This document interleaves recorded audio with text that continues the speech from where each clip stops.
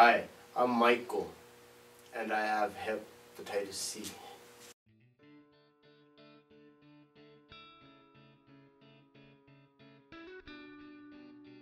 There's a secret killer out there if you were born between the years 1945 through 1965.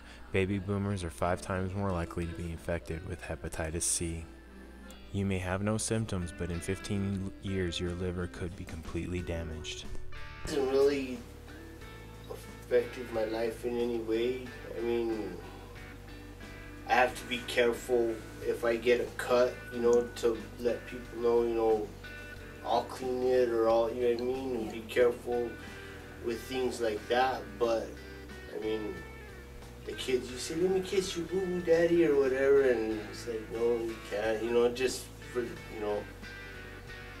but it hasn't really. Most people with hepatitis C won't have any visible symptoms for the first 10 to 20 years. A few will actually end up having acute symptoms like malaise, fatigue, fever, aching muscles and joints. Progression of chronic disease is rarely accompanied by any specific symptoms. However, 20% will usually get cirrhosis and 5% will actually get liver cancer. New cases of hepatitis C have declined since the 1980s. However, there are more than 15,000 new cases each year in the U.S.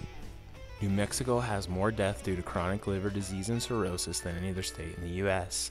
32,000 people in New Mexico may be infected with hepatitis C and not even know it. So how did you find out that you have hepatitis C? I was homeless at the time, and I used to go to healthcare for the homeless in Albuquerque, and they diagnosed it.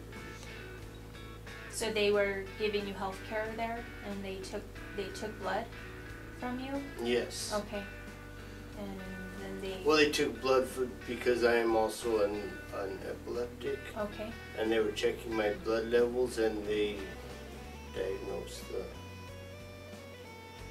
the hepatitis C? Yes. Okay. To find out if you have hepatitis C requires a blood test, which can be done by your doctor or local public health office. How and when did you contract hepatitis C? About 1996, 97. And how did you contract it? Through IV drug use. Even if you aren't a baby boomer, you could still be at risk. Risk factors include blood transfusions, hemodialysis, healthcare employment, tattoos, body piercing, injection drug use, cocaine use, sexual activity, and incarceration. You've been offered the Hep C therapy, right? Like the cure or the treatment for I it? have that. I used to go to UNM hospital after the homeless deal, whatever, and they offered me the treatment, but they said that the treatment was after a year of being, like, having morning sickness and just being sick all the time. There was a 50-50 chance after the year's treatment I could still have the disease, and I turned it down just because I knew that God could heal me, Okay. if He chose to do so. And what's helped you the most to come to grips with knowing that you have hepatitis C?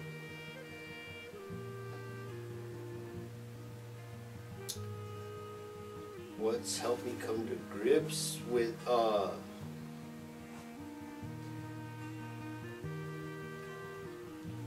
that if I stayed clean or to quit, if I didn't drink or continue to do drugs, that it would lie pretty much in,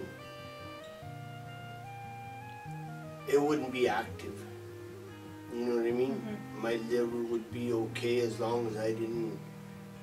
But if I started drugging again or whatever, it would just flare up and start to really affect my body.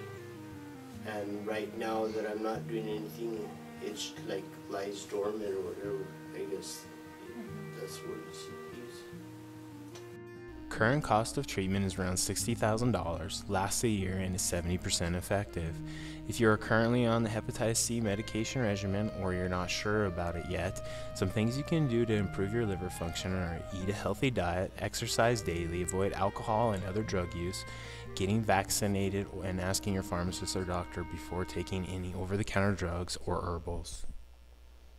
May 15th is National Hepatitis C Awareness Day in the U.S. July 28th is World Hepatitis C Day. For more information, or if you think you have hepatitis C, call the Department of Health at 1-888-364-4372.